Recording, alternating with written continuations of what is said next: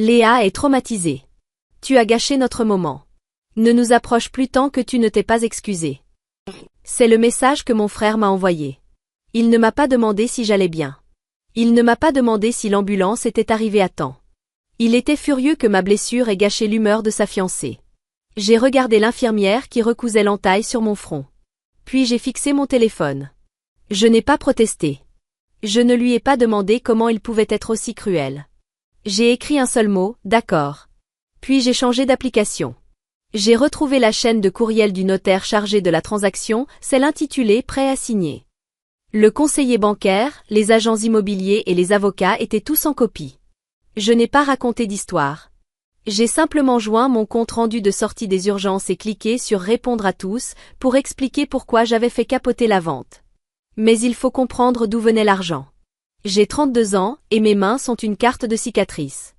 Je travaille comme seconde de cuisine dans l'une des cuisines les plus fréquentées de Lyon.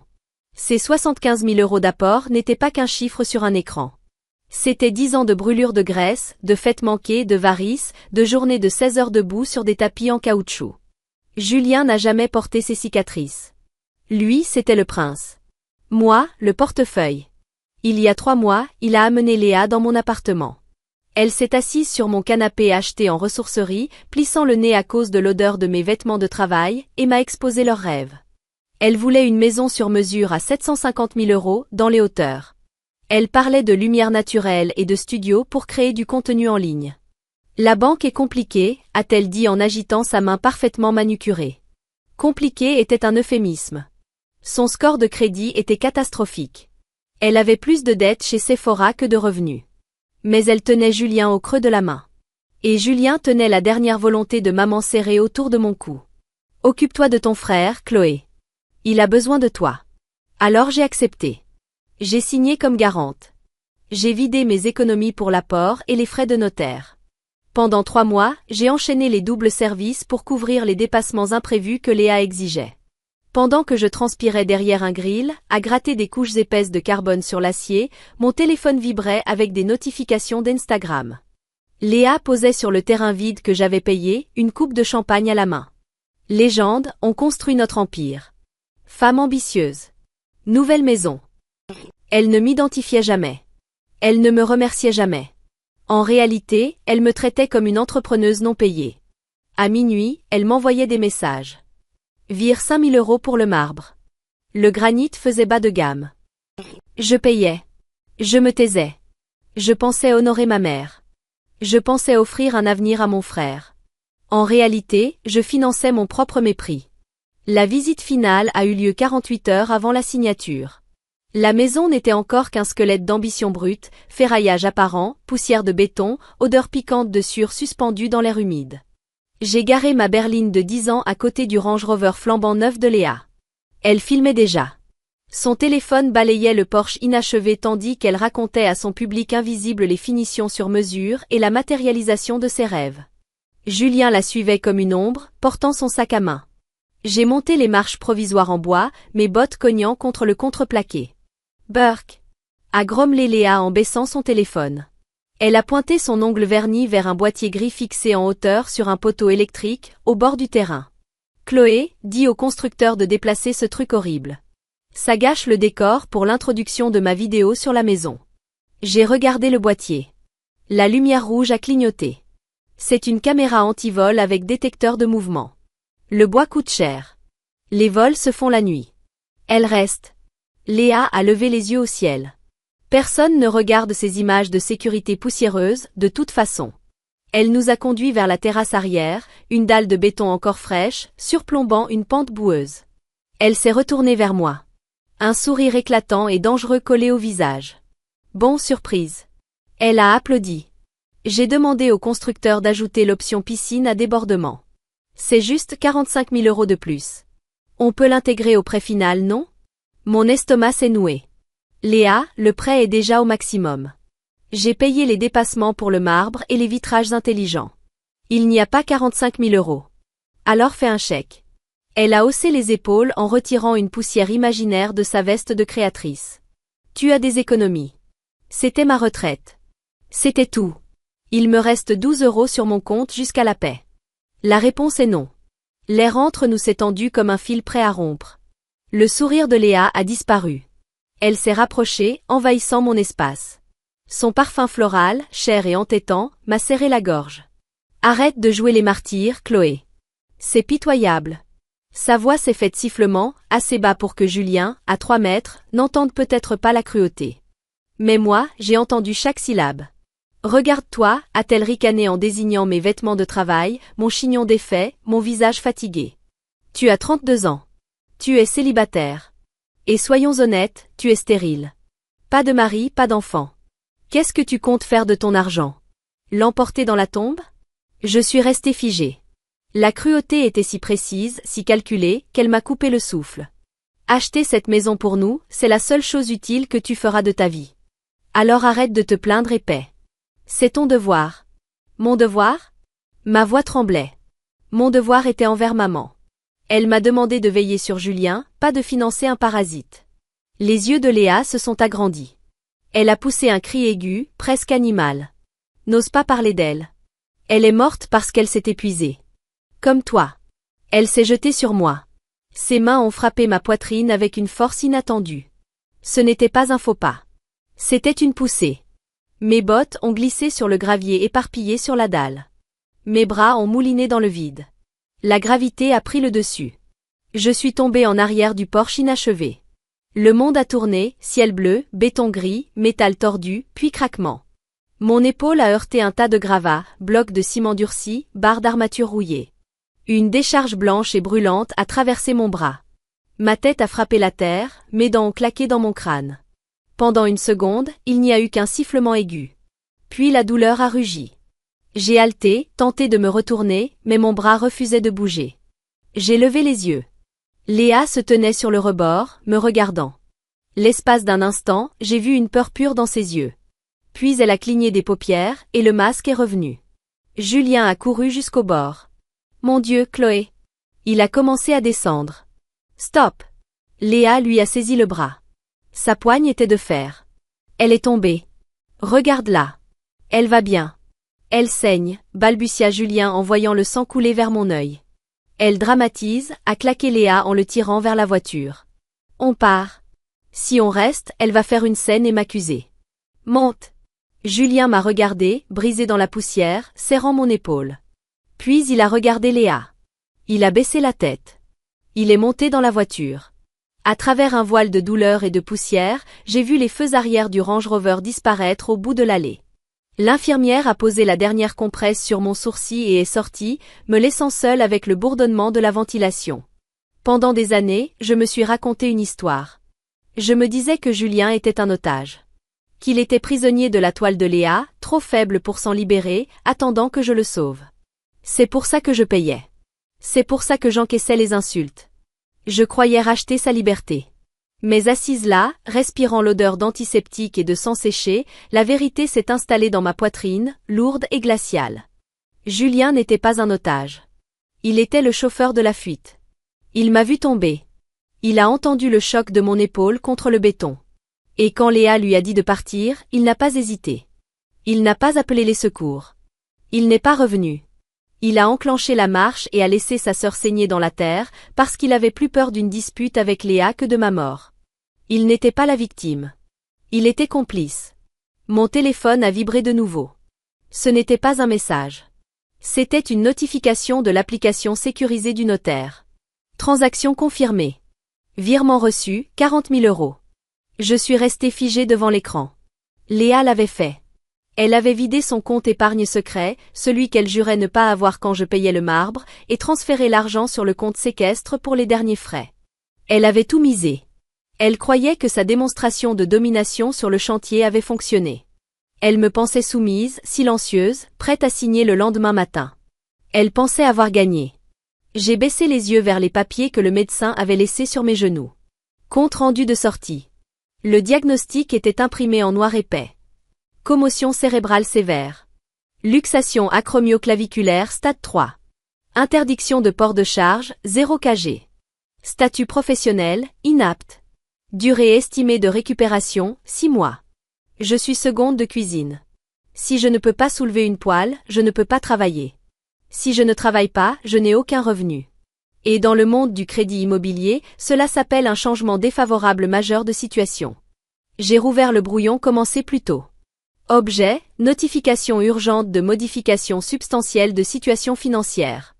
J'ai pris une photo du rapport médical avec ma main tremblante et je l'ai jointe. Je n'ai pas écrit de tirade émotive sur la trahison familiale. Je n'ai pas mentionné la poussée ni les insultes. J'ai écrit sobrement. Madame, monsieur. En tant que garante du prêt concernant le bien situé 12, chemin des Cimes, je suis légalement tenue de vous informer d'un changement soudain de ma situation financière. Depuis 16 heures aujourd'hui, je suis médicalement déclarée inapte et privée de revenus pour une durée estimée à 6 mois. Vous trouverez en pièce jointe le compte rendu hospitalier. Je ne peux signer l'acte authentique demain sans m'exposer à une fraude bancaire. Cordialement. Chloé. J'ai regardé les destinataires, le conseiller bancaire, les agents immobiliers, le notaire, l'analyste de crédit. J'ai appuyé sur envoyer. Le lendemain matin, jour de signature. Je me suis réveillée au bruit de mon téléphone vibrant au point de tomber de la table de nuit. Il a heurté le sol avec fracas, bourdonnant comme un frelon furieux. 42 appels manqués. 20 de Julien. 22 de Léa. Je l'ai ramassé. Un mur de messages paniqués. Réponds, Chloé. Tu ne peux pas faire ça. La banque a dit non. Répare ça. Je les ai ignorés. J'ai ouvert l'unique notification du notaire. Une lettre officielle, en pièce jointe. Le ton était sec, juridique, implacable. Avis d'échec de financement suite au retrait de la garante. Conformément à l'article 4, paragraphe B, renonciation à la condition suspensive de prêt. L'acquéreur est en défaut. Le vendeur conserve le dépôt de garantie de 40 000 € à titre d'indemnité. J'ai posé le téléphone. J'ai bu une gorgée de café froid. La veille, Léa avait renoncé à la condition suspensive de prêt. Elle était si sûre que je signerais qu'elle avait supprimé le filet de sécurité pour renforcer son offre. Maintenant, le filet avait disparu. Et ses 40 000 € avec. Mais les parasites ne meurent pas en silence. Ils se débattent. Mon téléphone a vibré à nouveau. Notification d'Instagram. Léa Martin est en direct. J'ai cliqué. Léa était assise sur le siège avant de son Range Rover. Son mascara coulait en traînées noires sur ses joues. Elle hyperventilait, une main crispée sur le ventre. Je ne sais pas pourquoi elle nous déteste autant. Elle sanglotait face à la caméra. 5000 personnes regardaient. La sœur de mon fiancé, elle a toujours été jalouse. Mais hier, elle s'est arrêtée, essuyant une larme pour les faits. Hier, elle m'a agressée sur le chantier. Elle m'a poussée. Elle a essayé de me faire tomber. Elle savait que j'étais enceinte. Vous vous rendez compte? Elle a essayé de tuer mon bébé. Mon sang s'est glacé. Les commentaires défilaient. Mon Dieu! Porte plainte. Quel monstre! Appelle la police. On a perdu la maison. Hurlait Léa. Elle a ruiné notre crédit. Elle a volé notre dépôt. On dort dans un Formule 1 au bord de la nationale parce qu'on a quitté notre appartement. On n'a plus rien. S'il vous plaît, si quelqu'un peut aider. Un lien de cagnotte est apparu, épinglé en bas de l'écran. Elle était douée. Terrifiante, même. Elle avait pris son propre crime, l'avait inversé, et s'en servait pour soutirer de l'argent à des inconnus tout en détruisant ma réputation. J'ai fermé l'application. Je n'ai pas commenté. Je n'ai pas signalé la vidéo. J'ai appelé Michel, le chef de chantier. Salut, Chloé. J'ai entendu pour le bazar. Ça va? J'ai besoin d'un service. La caméra a détecteur de mouvement près du tas de bois, elle enregistre le son? Vidéo haute définition et audio, stockage en ligne. On lit même les plaques à 50 mètres. Envoie-moi l'extrait d'hier. 16h15. Déjà récupéré. J'ai vu ce qu'elle a fait. Regarde tes mails. Le message est arrivé 10 secondes plus tard. J'ai ouvert le fichier. L'angle était parfait. On voyait le Porsche inachevé. On voyait Léa me coincer. Chaque mot de ses insultes était audible. Acheter cette maison, c'est la seule chose utile que tu feras de ta vie. On voyait la pousser. On me voyait tomber. On voyait Léa attraper le bras de Julien et l'entraîner. Pendant que je restais immobile dans la terre. J'ai transféré la vidéo à l'inspecteur qui avait pris ma déposition à l'hôpital. Une seule ligne. Preuve pour le dossier numéro 49201, violence aggravée et fausse déclaration. 2 heures plus tard, une amie m'a envoyé une nouvelle vidéo. Filmée au téléphone, sur le parking du Formule 1 près de la Rocade. On y voyait Léa menottée, hurlant à un policier qu'elle était créatrice de contenu. On y voyait Julien devant la chambre 104, un sac de plats à emporter à la main, la regardant être poussée à l'arrière d'une voiture de police. Il n'a pas couru vers elle. Il n'a pas protesté. Il a juste regardé. 3 semaines plus tard, le silence de mon nouvel appartement était si dense qu'on aurait pu le goûter. Ce n'était pas une villa de 750 000 € dans les hauteurs. C'était un studio de 38 mètres carrés au-dessus d'une boulangerie, dans le centre-ville. Le parquet grinçait. Le radiateur sifflait. La vue donnait sur un mur de briques. C'était parfait. Assise sur un tapis de yoga, je faisais lentement tourner mon épaule. Le mouvement restait raide, comme une charnière rouillée, mais l'éclair aveuglant de douleur avait disparu. Les points sur mon front avaient été retirés, laissant une ligne rose irrégulière perdue dans mes cheveux. Mon téléphone était posé au sol. J'ai ouvert mon application bancaire. Solde disponible, 82 400 €. L'apport. Les frais. L'épargne d'urgence. Tout était là. Chaque euro arraché à un grill pendant 10 ans avait retrouvé sa place. Léa n'avait pas touché un centime. En réalité, en perdant ses 40 000 € de dépôt au profit du vendeur, elle m'avait indirectement remboursé chaque option granite et chaque dîner hors de prix qu'elle m'avait extorqué. Le karma est un expert comptable judiciaire. Une notification est apparue sur l'application de ma sonnette connectée. Mouvement détecté à la porte d'entrée. J'ai ouvert la vidéo. Julien se tenait dans le couloir. Il avait l'air d'un fantôme. Les yeux creux. La veste froissée. Mal rasée. Il a levé le poing et frappé à la porte. Chloé. Sa voix grésillait dans le petit haut-parleur. Je sais que tu es là. S'il te plaît. La caution de Léa est fixée à 10 000 €. On ne les a pas, maman ne voudrait pas ça. Elle ne voudrait pas qu'elle soit en cage. Je l'ai observé sur l'écran. L'image pixelisée du frère que je portais sur mon dos. Je ne me suis pas levée. Je n'ai pas ouvert. Je n'ai pas crié. J'ai appuyé sur le bouton du micro. Maman est morte, Julien, ai-je dit doucement. Et le distributeur est en panne. Chloé, s'il te plaît. Elle est enceinte. Non. L'inspecteur l'a confirmé lors de son examen médical en détention. Elle ment. Et toi, tu es seule. J'ai coupé la connexion. Puis j'ai ouvert sa fiche contact et j'ai bloqué son numéro. Je suis allée vers la cuisinière et je me suis servi une tasse de thé Earl Grey. La vapeur s'est élevée dans l'air immobile. J'ai bu une gorgée. Le silence n'avait jamais eu autant de valeur. La justice avance plus lentement qu'un virement bancaire, mais elle frappe tout aussi fort. 6 mois après la date de signature qui n'a jamais existé, j'étais assise au fond de la salle d'audience 3B. J'ai regardé Léa comparaître devant le juge Mercier. Elle ne portait ni lunettes de soleil de marque ni coupe de champagne. Elle portait une combinaison pénitentiaire orange, affreuse avec son teint. Aucun filtre ne pouvait masquer la réalité de son accord de plaidoyer. Les chefs d'accusation, violences aggravées et dénonciations mensongères. Le juge l'a condamnée à 18 mois d'emprisonnement dans un centre pénitentiaire départemental, suivi de 3 ans de mise à l'épreuve.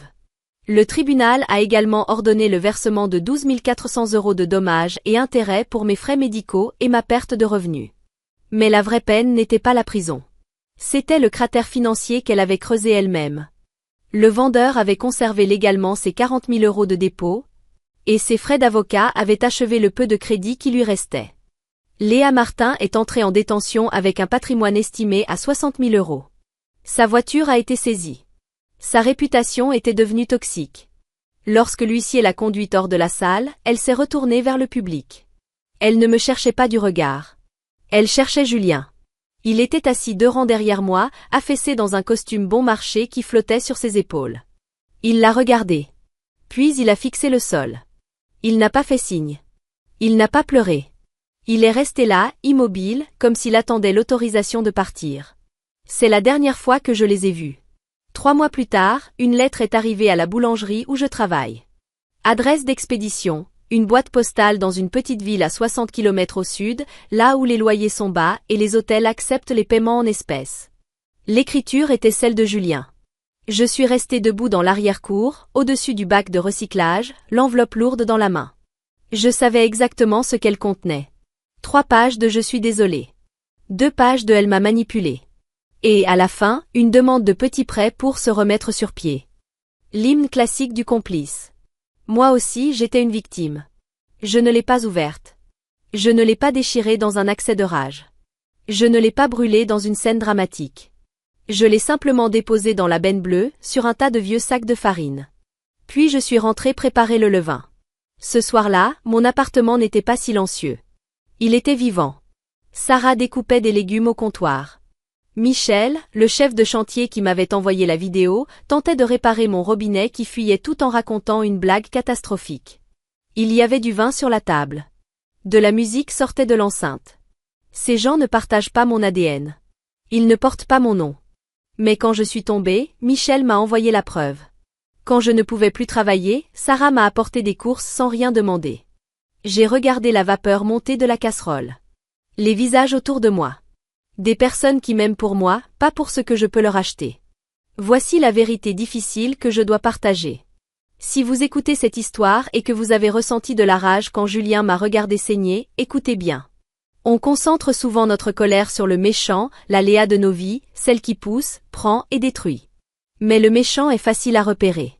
Il tient l'arme. La personne dangereuse, c'est le complice. Pendant 10 ans, je me suis dit que Julien était faible. Qu'il était un simple passager dans la voiture de Léa. Je payais ses factures parce que je croyais le protéger. J'avais tort. Julien n'était pas passager. Il était le chauffeur de la fuite. Il ne m'a pas poussé du Porsche. Mais il a regardé. Et il a conduit l'agresseuse vers la sécurité. Il a privilégié son confort à ma survie. Son accès à son style de vie à ma loyauté. On reste dans ces dynamiques familiales toxiques à cause du biais des coûts irrécupérables. On regarde les années, les larmes, l'argent investi. On se dit, si je paie encore un peu, si je pardonne encore une fois, ils finiront par m'aimer. Vous ne payez pas pour l'amour. Vous payez une place au premier rang pour assister à votre propre manque de respect. Voici donc les 3 règles qui guident ma vie aujourd'hui. Je les ai payées avec une épaule luxée et une cicatrice au front. Vous pouvez les prendre gratuitement. Règle numéro 1. L'accès à votre vie est un privilège, pas un droit du sang. Partager le même nom ne donne pas l'immunité aux conséquences. Si un inconnu vous traitait comme certains membres de votre famille, vous appelleriez la police. Cessez d'excuser chez vos proches ce que vous n'accepteriez pas d'un ennemi. Règle numéro 2. Le complice est un partenaire du crime. Si quelqu'un reste silencieux pendant qu'on vous maltraite, il a choisi son camp. Le silence n'est pas neutre. Le silence est un consentement. Arrêtez de vouloir sauver ceux qui sont à l'aise pendant que vous vous noyez. Règle numéro 3. Les limites financières sont des limites émotionnelles. Ne signez jamais un contrat pour quelqu'un qui ne saignerait pas pour vous. L'argent est de l'énergie rendue visible. S'il réclame votre argent mais méprise votre énergie, refermez le portefeuille. Je m'appelle Chloé. J'ai une cicatrice sur le front, un appartement en location et un cœur plus léger qu'il ne l'a été depuis 10 ans. Qui, dans votre vie, tient l'allumette tout en vous demandant de le réchauffer? N'attendez pas qu'il vous pousse. Éloignez-vous. He's ready for golf. Oh, yeah, I'm Oh ready, my guys. god, I'm scared. Look at this. Oh my god. Oh, Poor woman can't scream. I can't scream. I know, guys. I know. This is stupid. This is so stupid. That round was all you. That was Another all point me. for women. That was all me. I did some Okay. damage. Yes. I did that. That smoke was peak. Support woman. Yeah, we support women. What's happening? It's because you guys. We are could do here. another one. It was all due to your land. Oh, we don't. look at that. Oh, we don't want that. Oh, oh no, it's okay. Wait, Probably supported woman around here, but Are we play again or what? is my thing? You don't. You guys don't want to support women? Oh, yeah, what wait. the heck? Oh, Nancy, why'd you say that? I'm What? just cute. I'm just cute. Can't be I'm actually the going rough, biggest woman bruh. supporter here. Peak Just want that to be blunder. known to everybody. Wow. Just in case, no confusion. I got 3 kills, a big 3. Performative. Big I'll pay for your 3. guys' pad. Don't worry. Singular. Anybody's pad. What? Singular pad on him. Harsh. A let me know. singular one. Yeah, I'll let you